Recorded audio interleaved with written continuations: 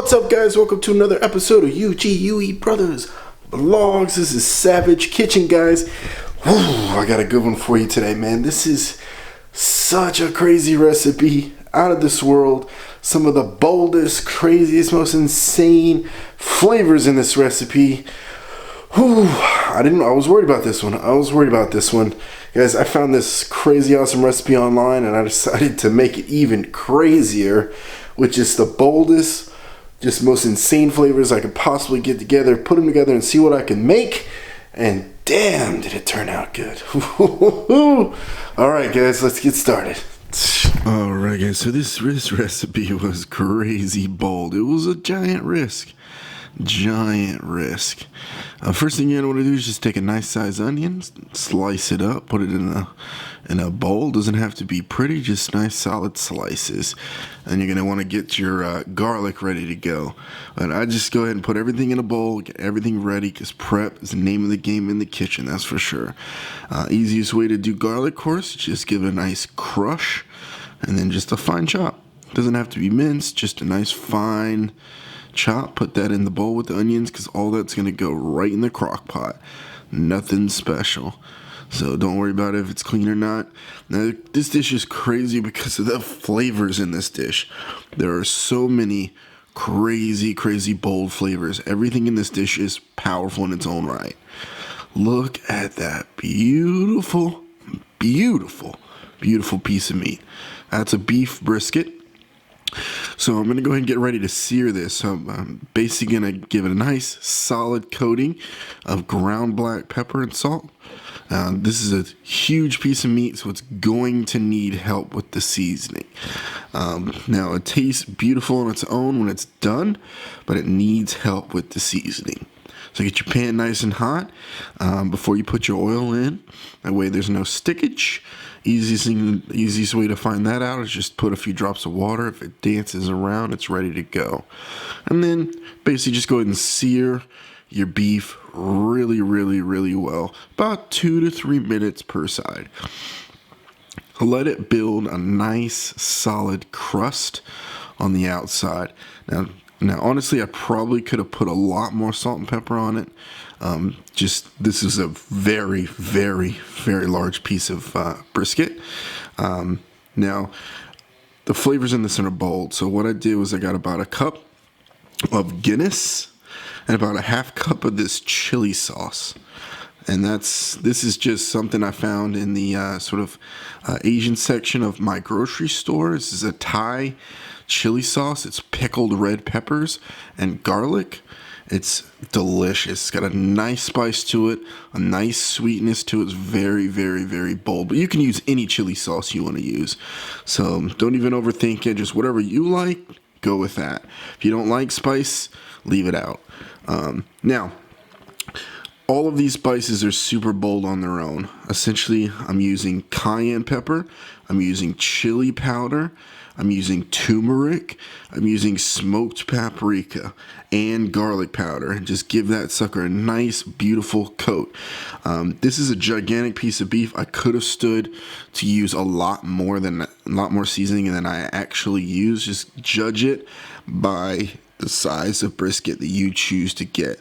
Don't be afraid to get heavy with it. In the slow cooker, dry seasonings need a lot of help, because dry seasonings they're not as potent as fresh seasonings sometimes. So just give it a nice thorough coating. Once that's done on both sides, I went ahead and laid a layer of the garlic and onions on the bottom. Then I put my brisket on top of the onions and the garlic. Whew, man, my mouth's watering just thinking about it. Go ahead and lay your brisket in on top of that. Finish with the rest of the onions and garlic, just a nice coating. If you want to throw all of them on the bottom, you can. This is just how I did it. I don't know if it really would make a difference, but I don't know. Play around with it. Get crazy. Experiment. And after that, you're going to put your Guinness and your chili sauce around the beef. Like I said, this was a very large cut of brisket. I could have probably used a lot more beer and a lot more chili sauce, but honestly, this came out so freaking delicious the way it was. I mean, it was mouth-wateringly tender. It was absolutely amazing. There wasn't any other cuts of brisket at the store, but you can get your brisket at a butcher.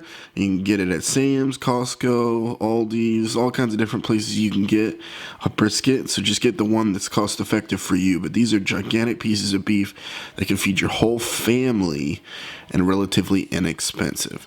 I mean, this was enough brisket to last a few days. Like, seriously, this was a lot of brisket. So I went ahead, like I said, I poured the beer in. Oddly enough, I mean, the beer flavor in this was not that strong. You could probably get experimental with that. Use a different kind of beer. The recipe called for Guinness, and I certainly like Guinness, so I just didn't change it.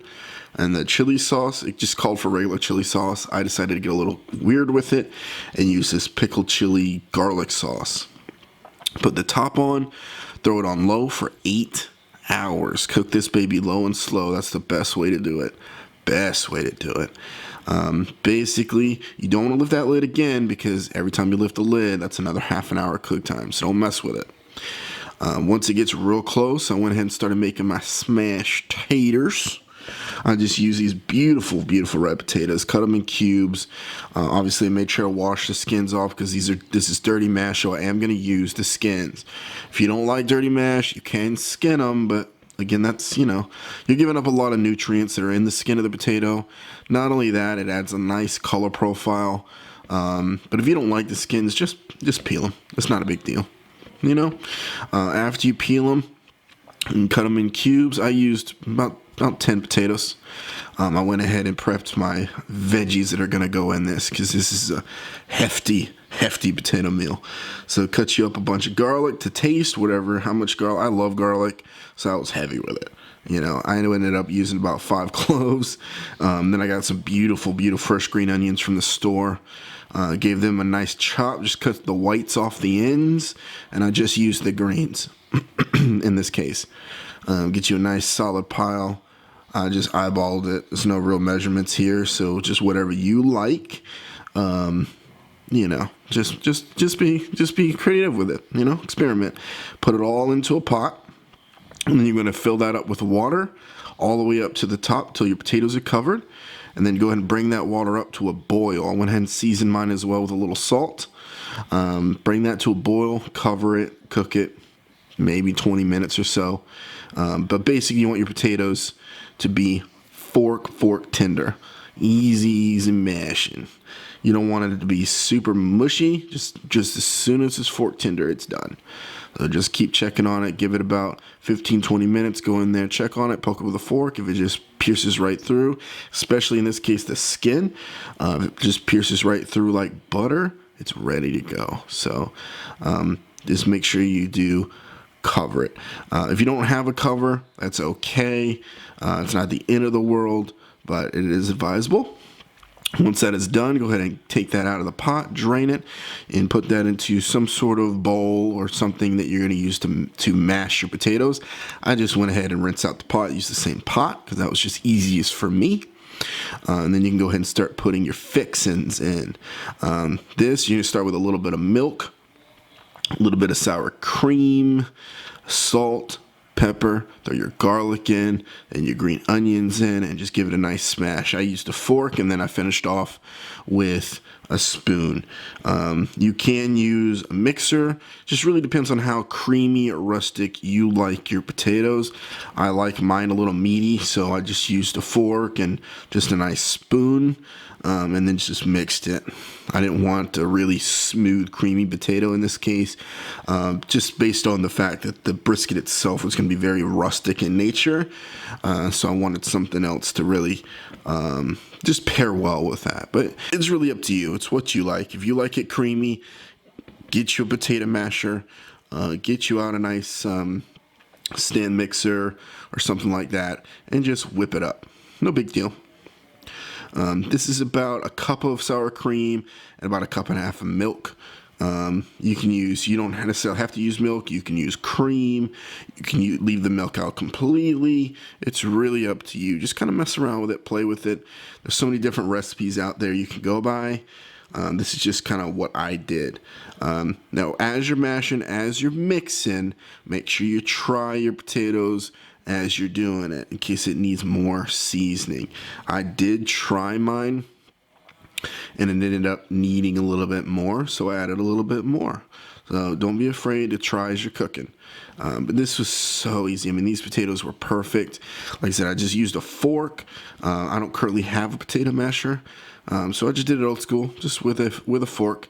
I got it all nice and mushed up together, and then I just finished it with a spoon. Super easy. Like I said, I wanted it rustic, so I wanted it a little bit chunky. And it ended up being just perfect. I mean, all the flavors in here were absolutely wonderful. Once I did get it mashed up a bit, I did add about 2 tablespoons of butter with it. Again, that's really up to you what you like. If you like buttery mashed, if you don't want butter in it, just don't do it. It's not going to hurt anything. I mean, this is mashed potatoes. This isn't real rocket science. This is really just you throwing flavors in that you like. Some people want bacon in theirs. I think I heard on some of the social media platforms. You know, go crazy, play with it. In this case, what I did actually was I finished this with some nice grated Parmesan cheese. So what I ended up with, this is very rustic, still very creamy, very rustic potato mash, and it was very cheesy. The Parmesan cheese, again, adds a lot of salt, so don't be as heavy with the salt as you normally would, because your Parmesan cheese will add a lot of seasoning there. But it ended up being even more creamy, and just the cheesiness just added a whole nother level to this dish, and it was just delicious. Here we go. This is the moment of truth. This is always the best freaking part of the whole thing. Oh, yeah, look at that. Look at that. Look at that color. Ooh. Ooh.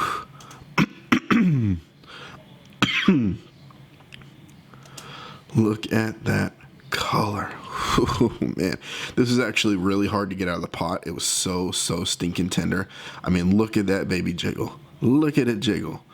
Jiggle, jiggle, jiggle, jiggle, jiggle. Ooh. Ooh. Oh my gosh. Oh my gosh. Oh baby. I love me some juicy meat. Look at it. Just look at it. Ooh. Moment sounds of how that looks. Ooh. Damn. Ooh. Ooh. Ooh. That's damn good. That's damn. Look at it. Look at it. Look how juicy that is. Look how damn juicy that is. Whew. The important thing with brisket, of course, you want to cut against the grain. That keeps it nice and tender and juicy. Whew. Look at it. Look at those juices coming out. Look at those juices. Oh, wait a minute. I think I show it here. Oh yeah. Look at it. Look at that pour out of there. Good freaking grief. Ooh. Ooh. Now that's some food porn right there. Oh man. So I got everything together. Basically just ended up actually shredding apart a lot of it. If you're going to cut something like this, you really want a serrated knife. Otherwise it sort of just comes apart. And I used a 4 Rivers barbecue sauce to top it off. I had a hot and a regular. 4 Rivers is just a barbecue restaurant here in Tampa. And it's just, I love the barbecue sauce because it's clean. There's no additives, no preservatives. It's just straight up real deal, real ingredients. And it tastes delicious, especially on the top of this. Just, oh my God. Oh my God. Guys, don't be jealous. Don't be jealous.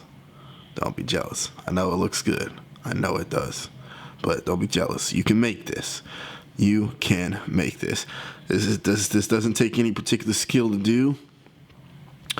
I mean, look at those. Look how cheesy those potatoes were. Look how cheesy. Oh, man, that should be illegal. Oh, it's too damn good. It's too damn good. It is too. This is gonna ruin you. It's gonna ruin you. Now, this isn't gonna taste like a barbecue brisket, guys. Like a smoked brisket. That's a different animal entirely. That's a different animal entirely. But guys, this is like the best. This is like a cross between that barbecue brisket and the best pot roast you ever had in your life. Basically, it is that damn good. It's not even that spicy. Like for me, I don't really like crazy ass spicy stuff. It wasn't that spicy at all, guys. Don't be afraid to add a lot more spice. Spice is great for you. Turmeric happens to be a wonderful anti-inflammatory, so it's one of the best out there. Just note, turmeric stains everything. I had yellow hands after this. Maybe use some gloves. But cayenne pepper, chili, all that stuff's great for pain. It's great for anxiety, depression. It just does wonders. Yeah, here's the barbecue sauce. I picked this up from my local store. You can probably order this online, but just use whatever barbecue sauce you like. I like this because it has a nice clean taste. It's light. It's not a heavy sauce. Very vinegary. It's just really good. Especially the hot one. The hot one has a nice kick to it. Guys, this is not a hard dish. So don't be jealous. Go out there and make it. And make it yours.